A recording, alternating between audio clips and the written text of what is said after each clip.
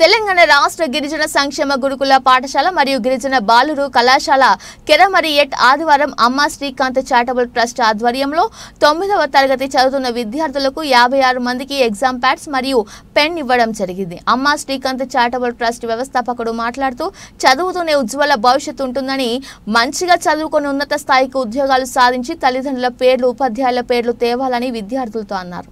అనంతరం ఈ కార్యక్రమంలో ప్రిన్సిపల్ కె సురేష్ మాట్లాడుతూ అమ్మ శ్రీకాంత్ చారిటబుల్ ట్రస్ట్ కి కృతజ్ఞతలు తెలిపారు.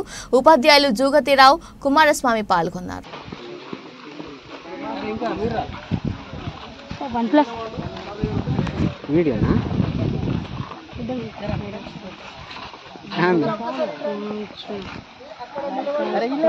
వీడియో బయట